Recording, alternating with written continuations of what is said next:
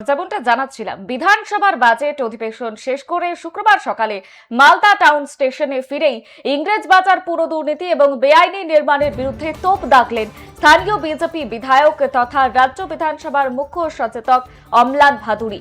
স্টেশনে দলীয় কর্মীদের সংবর্ধনা পর্ব শেষেই সংবাদ মাধ্যমের মুখোমুখি হন তিনি। বিধায়ক জানিয়েছেন, ইংরেজবাজারের প্ল্যান বহির্ভূত অবৈধ বিল্ডিংগুলি খতিয়ে দেখতে 3 সদস্যের একটি কমিটি গঠন করা হয়েছে। তদন্তের ভিত্তিতে বেআইনি বিল্ডিং ভেঙে ফেলা হবে এবং প্রশাসন কড়া আইনি পদক্ষেপ নেবে।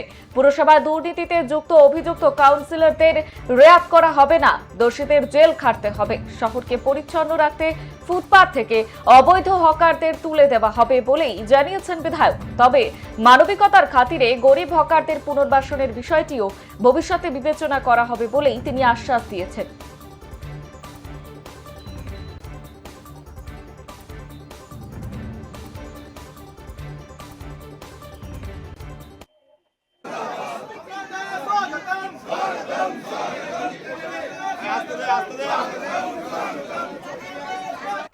আমি খুব গর্বিত, কারণ আজকে আমাদের ভারতীয় জনতা পার্টি সভাপতি সুমিত এবং আমাদের মুখ্যমন্ত্রী শুভেন্দু অধিকারী তারা আমাকে এই পদটা অবৈধভাবে দিয়েছিল, তার ফলে এই দুর্ঘটনা ঘটেছে এবং আমাদের সরকার এবং তাদের মন্ত্রীরা তাড়াতাড়ি রেসপন্স করে সেখানে পৌঁছেছে।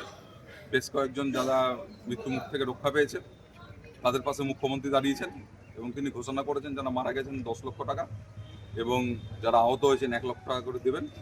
টাকা দিয়ে কোনো জীবনের মূল্য কেনা যায় না, কিন্তু তবুও এই প্রাথমিক সাহায্য তিনি করেছেন এবং পরবর্তীতে যাতে এরকম ঘটনা না ঘটে তার জন্য সমস্ত বিল্ডিং প্ল্যান যাতে সঠিকভাবে থাকে এবং যেগুলো বিল্ডিং প্ল্যান ভুলভাল আছে, যেগুলো বিল্ডিং প্ল্যান অনুযায়ী করা হয়নি, সেগুলো যাতে নিয়ন্ত্রণের মধ্যে আনা যায় তার জন্য একটা বিশেষ কমিটিও তৈরি করে দেওয়া হয়েছে। যে কমিটির তত্ত্বাবধানে এই প্ল্যানগুলো সুপারভিশন হবে এবং যেগুলো বিল্ডিং অবৈধ আছে সেগুলো ভাঙা হবে অথবা আইন অনুযায়ী যে ব্যবস্থা হয় সেগুলো হবে।